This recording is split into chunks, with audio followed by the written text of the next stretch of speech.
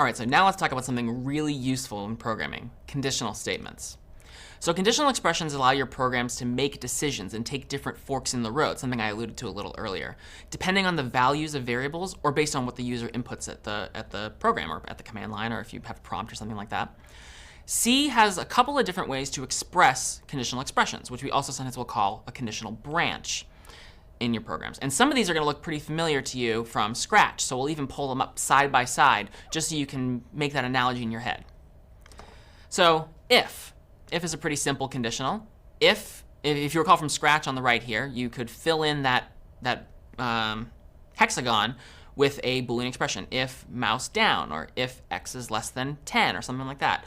And then if x was less than 10, or if the mouse was in fact down, all of the code inside of the puzzle piece would execute, all the things that fit inside that C shape.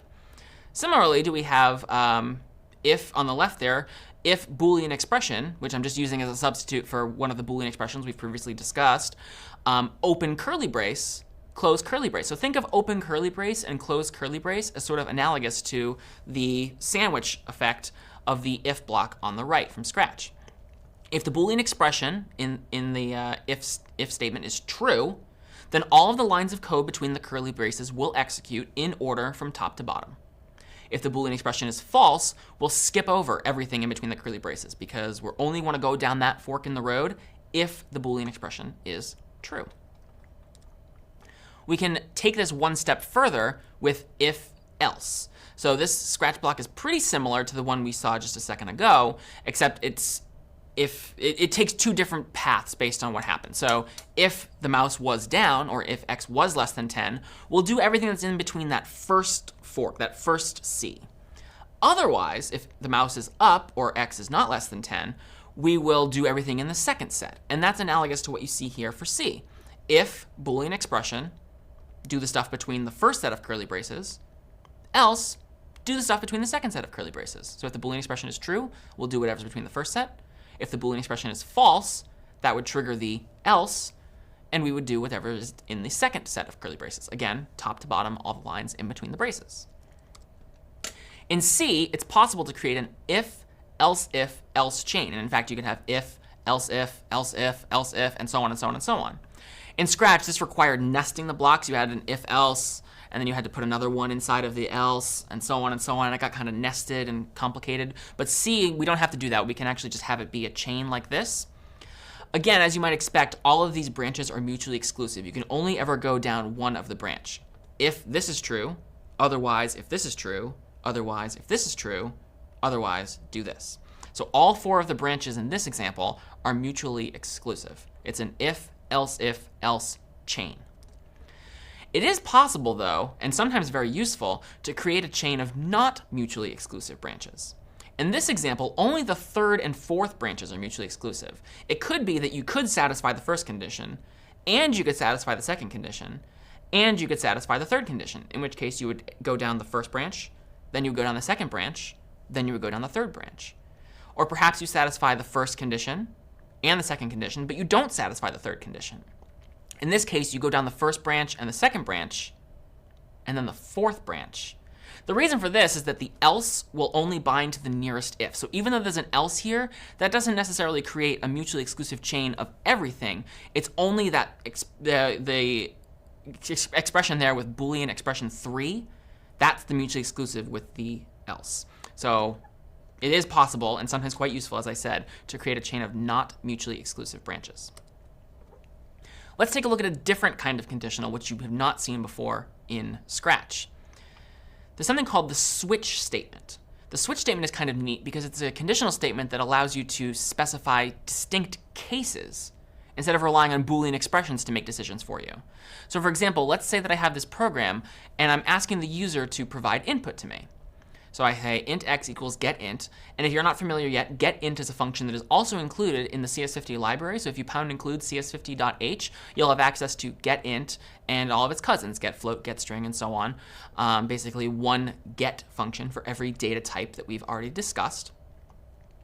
So int x equals getInt. Basically what's happening is I'm at the terminal, I'm asking the user to type in a number. And here I'm switching what I'm doing depending on what the user typed at the prompt. So if they typed 1, I print out 1, and then I break. If they print 2, if they typed 2, I print out 2, and then I break. It's important to break between each case because otherwise you will fall through. So if I didn't have any breaks there and the user typed 1, what would happen is it would print 1, 2, 3, sorry. That's kind of strange behavior, right? You might think so, but there are actually some cases where this could be a pretty useful thing. So here's another example of a switch statement where I omit the breaks, but I do it on purpose. So what happens here? Think for a second. You might even want to pause the video. What happens here if the user types 4? So I've asked the user for input, and they provide the value 4. What gets printed when I do that? On the previous slide, there were breaks between all of the cases, and so it would just print 4 and then stop. But in this case, it won't. What will happen is you will fall through each case. So in this case, I've organized my cases in such a way that if the user types 4, I will print 4, 3, 2, 1, blast off. And if they typed 5, I would start at 5 and do the same thing. And if they typed 1, I would just do 1, blast off.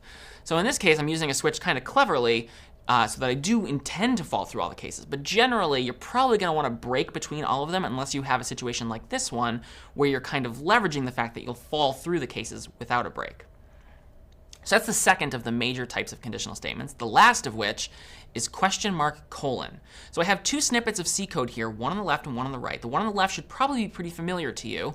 I have int x, and I probably should have, asked the user for, it should probably be int x equals get int or something like that. And then I'm making a decision. If some Boolean expression is true, assign x the value 5. Otherwise, assign x the value 6. That on the left should probably be pretty familiar from our discussion of if-else just a moment ago. Would you be surprised to know that the line on the right does the exact same thing? So this is called question mark colon, or sometimes called the ternary operator. And it's pretty cool. It's usually used as a cute trick. But what it allows you to do is to simulate an if-else with really small, really trivially short conditional branches. You generally wouldn't use question mark colon if you had 6 lines of code between each set of curly braces. But if you're just making a quick decision, if you're going to do one thing or the other, and it's very simple, this might be an example of how to do it with question mark colon, the ternary operator. So int x equals expression, question mark. The thing after the question mark is what x's value will be if expression is true. The thing after the colon is what x's value would be if the expression was false. So I'm asking myself, is the expression true? If it is, assign x the value 5. If it's not, assign x the value 6. Again, like I said, this is usually just a cute trick, and sometimes if you become really comfortable with it, you'll do this because it looks kind of cool in your programs. Generally, I'm presenting it to you now so that you're familiar with it if you see it. But certainly no, you don't have to write it in any of your code, but it is something to be familiar with because you'll definitely encounter snippets of code here and there where this question mark colon syntax, aka the ternary operator, is used. So a quick summary on what conditionals are and what the options are available to you in C. You have if and if-else and if-else if, etc. You can use Boolean expressions for those to make decisions. With switch statements, you use discrete cases to make decisions. You explicitly say, if it's 1 or if it's 2 or if it's 3, I'll do this thing or this thing or this thing. And question mark colon can be used to replace very simple if-else branches or if-else chains to make your code look a little fancy. I'm Doug Lloyd, and this is CS50.